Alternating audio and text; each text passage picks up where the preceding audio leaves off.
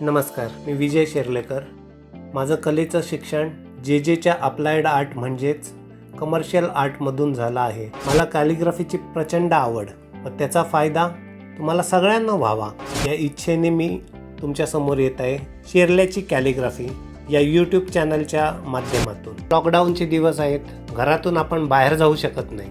आपणाकडे भरपूर वेळ आहे, या वेळेचा सदुपयोग करायला हवा, काहीतरी नवीन शिकायला हवं. कॅलिग्राफी शिकताना कटनीपणे शिकायची असते.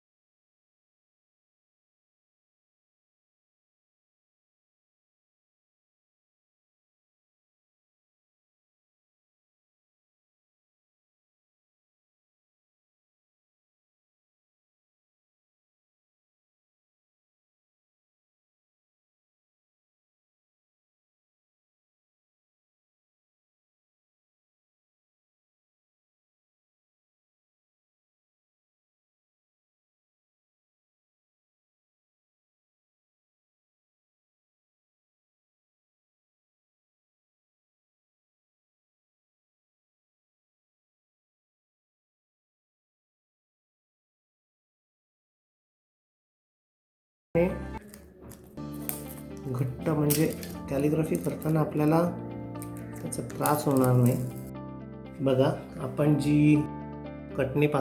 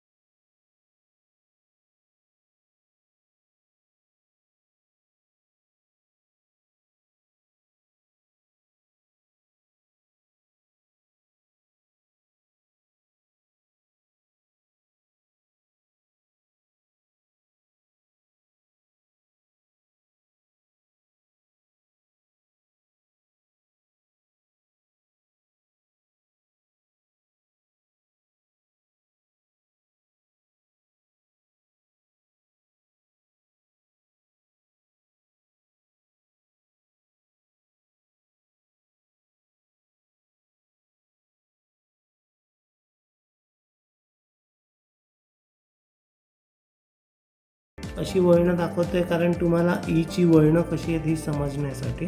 तर आता पुढचं वळण असं आहे आणि मग त्याला गाठ आहे अशी. तर ही झाली ईची वळणं. आता मी तुम्हाला पूर्ण ई लिहून दाखवतो. ई हा आपल्या कटनिपच्या आकाराच्या 5 पट असतं, पण ई साठी हा स्क्वेअरच्या थोडं खाली गेलं तरी चालतं कारण त्याला वळणं जास्त आहेत. ई आणि याच्यामध्ये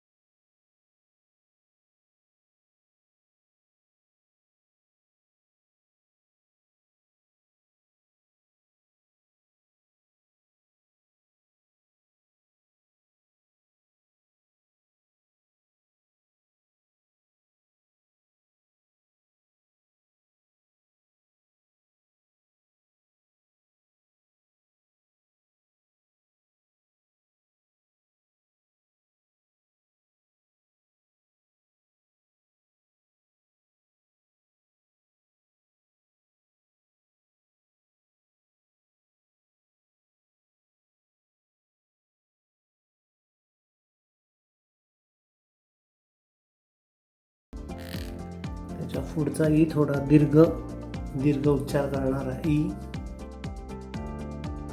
आता पाहू आपण ऊ. दीर्घ उच्चार करणारा ऊ बघू. हा बघा झाला ऊ. स्वरांमध्ये 12 अक्षर असतात, त्यातली 6 अक्षरं शिकलो आणि हे आपण शिकलो आहे जे आपण बनवलेली कटनीप आहे त्याने.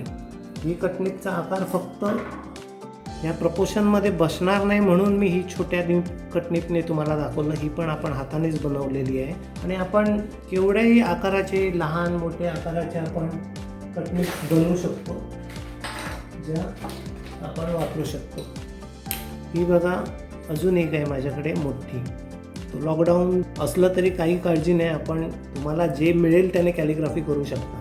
तुम्ही त्याचा आनंद घेऊ शकता आणि नवीन काहीतरी शिकू शकता. आता मी तुम्हाला ह्याने एक अ काढून दाखवतो म्हणजे तुम्हाला समजेल की किती सुंदर वाटतं हे सगळं. जाड अक्षरामध्ये केलं तर आणखीन छान वाटतं. बघा आता आपण काढूया अ. बघा असं आपण अ शिकलो आहोत आणि बघा त्याचा थिकनेस केवढा मोठा आहे. तर आपण अशा प्रकारे स्वरांमध्ये 6 अक्षरं शिकलो. पुढच्या व्हिडिओमध्ये आपण ए, ऐ, ओ, औ, अम, आहा असं शिकू. आणि तुम्हाला जर काय कॅलिग्राफी करताना अडचणी येत असतील तर मला खाली असलेल्या कमेंट बॉक्समध्ये लिहू शकता तुम्ही. मग मी तुम्हाला त्याचा व्हिडिओ किंवा जे काही लिहून सांगायचं असेल तर मग मी सांगू शकेन. तुर्तास आपण इथेच व्हिडिओ संपवूया. थँक्यू.